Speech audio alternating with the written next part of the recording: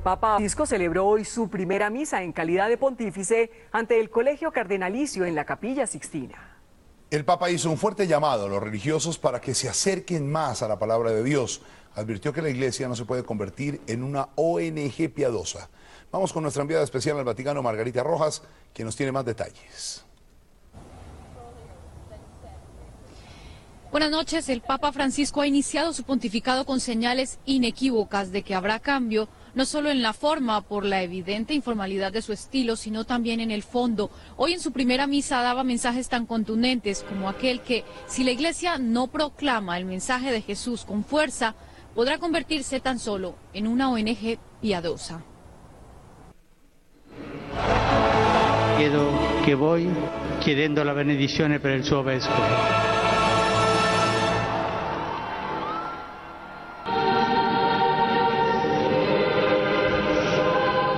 Jorge Mario Bergoglio ya no es el mismo hombre que entró a la Capilla Sixtina en calidad de cardenal de Argentina.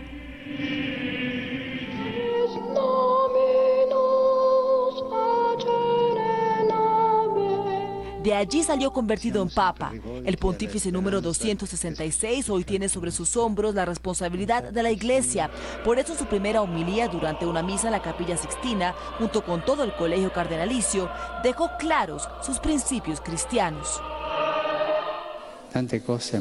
Podemos caminar todo lo que queramos, podemos construir muchas cosas, pero si no profesamos a Jesucristo, nos convertiremos en una ONG piadosa, no en una esposa del Señor. Esa esposa es la Iglesia, cuyos cimientos puso Pedro. Si no construye sobre una base de piedra, ¿qué sucede? Sucede lo que le pasa a los niños en la playa cuando construyen castillos de arena. Se derrumban porque no tienen consistencia. Si bien la misa se celebró en latín, el Santo Padre pronunció la homilía cuyo tema era caminar, edificar y confesar en italiano. Cuando caminamos sin la cruz, cuando construimos sin la cruz y nos confesamos sin la cruz, no somos realmente discípulos de Dios. Somos mundanos. Podemos ser sacerdotes, obispos, cardenales y papa, pero no verdaderos discípulos de Dios. El Papa Francisco salió de la Capilla Sixtina como entró, rodeado por los hombres que ayer confiaron en él para liderar la Iglesia Católica. El Papa latinoamericano también se ha empeñado en dar un mensaje contundente desde la primera vez que apareció en el balcón: humildad, no solo en la escogencia de sus ropas y en rechazar alguna indumentaria, sino también en preferir al bus a utilizar el lujoso vehículo papal.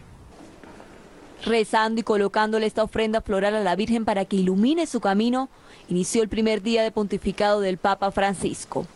Allí en la Basílica de Santa María algunos feligreses y sacerdotes tuvieron el privilegio de saludarlo. Francisco evitó usar la limusina papal y en cambio optó por un carro más modesto. Hasta en su crucifijo se evidencia su austeridad. No usa el de oro utilizado por los papas, luce uno de plata que lo acompaña desde hace años.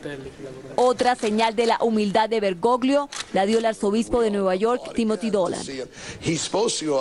Cuando Francisco salió del pequeño cuarto donde se cambió, se suponía que subiría a una plataforma y se sentaría en una silla especial, en donde todos debíamos prometerle lealtad. Francisco prefirió saludar a los cardenales desde una silla a su mismo nivel.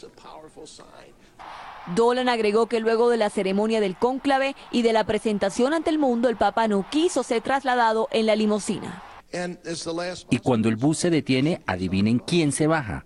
El Papa Francisco. Imagino que le dijo al chofer: no hay problema, me voy con los muchachos. En el 2009, la periodista Ani Ventura, en un reportaje para el diario La Nación sobre Bergoglio, contó detalles de su personalidad austera. Se levanta a las 4 de la mañana a meditar hasta las 7. Tiene una pequeña libreta en la que anota sus citas. No usa computador, pues tiene una máquina de escribir eléctrica. Le gustan los alimentos sanos y frugales, como el pollo sin piel y las ensaladas. Eso sí, toma vino de vez en cuando.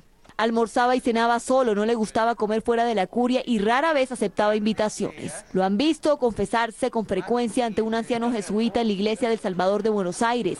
No luce los atuendos rojos o purpurados propios de los cardenales, le gustaba vestir de negro. A Bergoglio le incomodaba que lo llamaran cardenal y prefería que le dijeran simplemente padre. En Semana Santa no hacía algunas de las ceremonias en la Catedral Metropolitana, prefería ir a las iglesias de los barrios más pobres de la ciudad.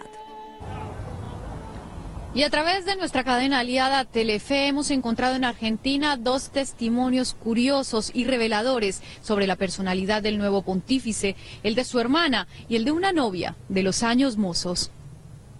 Dije, Jorge, que Dios te bendiga y te guarde. Ella es Amalia, quien después de más de 60 años recuerda la historia del inocente noviazgo que sostuvo con Jorge Mario Bergoglio, convertido hoy en el Papa Francisco. Y no ha olvidado que incluso le pidió en una carta que se casaran cuando apenas tenían unos 12 años. Que decía que nos íbamos a casar y que él en esa casita, me hizo una casita y vamos a vivir. Yo te voy a comprar una casita así blanca para que vivamos los dos. Pero la carta le salió cara cuando fue sorprendida por su padre. Yo lo que quería era que se desapareciera del mapa. No. Y claro, si a mí me dio una paliza mi papá. ¿Cómo yo me atreví a recibir la cartita de un muchacho? Claro que desde entonces el joven Bergoglio mostraba su vocación. Si no se casaban, ¿qué pasaba? Él me dijo, no, si no nos casamos, me hago cura. Pero dice sentirse feliz de ser la única mujer que le inspiró amor terrenal en su vida. Por lo menos me queda la ilusión de que fui la primera persona que le inspiró el tener un hogar, una familia. Él no me propuso cosas malas, me propuso un hogar. Y para mí... Habló de su último encuentro antes de que viajara al Vaticano. ¿Habló con él antes de subir al avión hacia Roma? Sí, nos despedimos. ¿Que volvía? Hasta la vuelta. ¿Él creía que volvía? Sí, y yo también.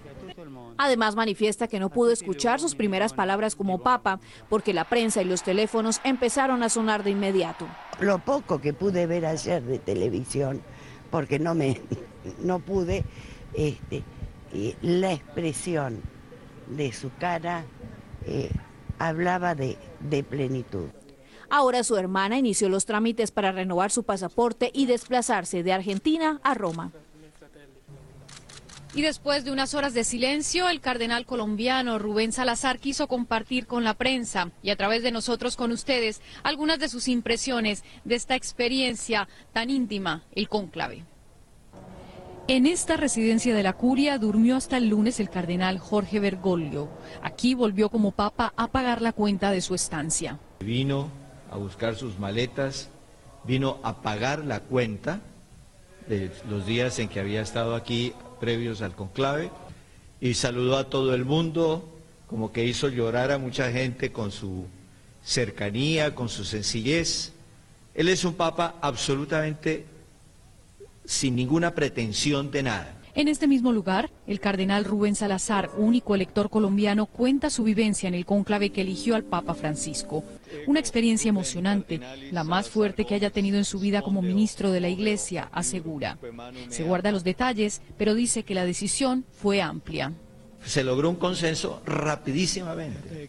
Es que realmente fueron 5 votaciones y la quinta votación pues fue ya una verdadera muestra de consenso.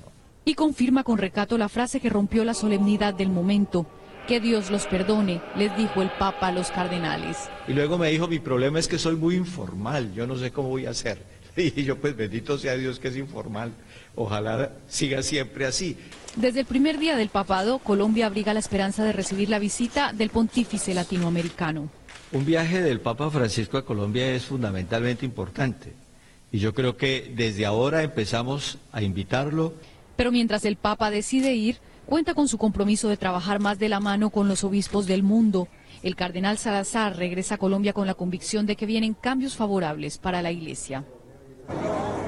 Y a través de algunas de las frases más célebres pronunciadas a lo largo de su ministerio como sacerdote, como obispo y como arzobispo, podemos encontrar algunas de las líneas del cardenal Jorge Mario Bergoglio, que ahora tiene en sus manos la conducción de la barca de Pedro. Cuanto más grande seas, más humilde tenés que ser.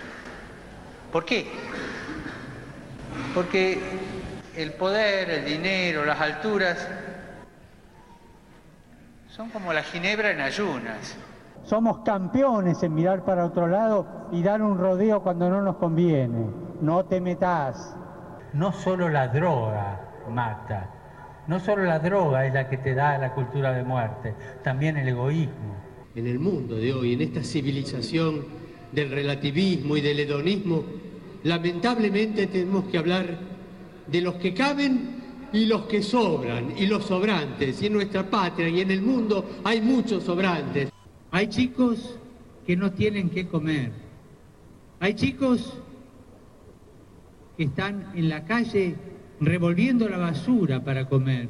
Esta ciudad vanidosa, casquivana,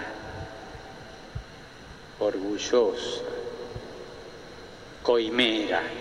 El mentiroso por esencia, ese que nos muestra vidrios de colores y nos quiere hacer creer que son joyas preciosas. El demonio que nos engaña, nos promete y no nos paga.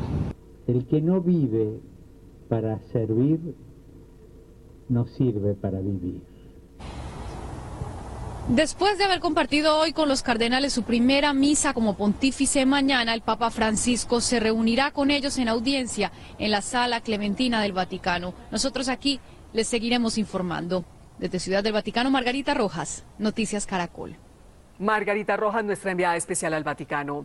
En otras noticias, guerrilleros de las FARC destruyeron un tramo de la línea férrea del Cerrejón en La Guajira. La explosión que se registró entre las poblaciones de Albania y Puerto Bolívar produjo el descarrilamiento de 17 vagones cargados con carbón. Según las autoridades, los subversivos activaron aproximadamente 20 kilos de explosivos. Este es el tercer atentado que se produce contra la empresa El Cerrejón en lo que ha corrido del año. La fuerza pública intensificó las labores de vigilancia en la zona para asegurar la operación.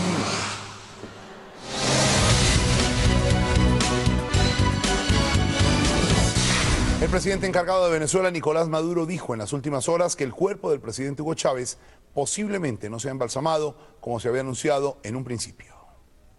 Las noticias científicas y las opiniones nos dicen que va a ser bastante difícil que sea así, porque los preparativos tenían que iniciarse y la decisión se tuvo que haber tomado mucho antes.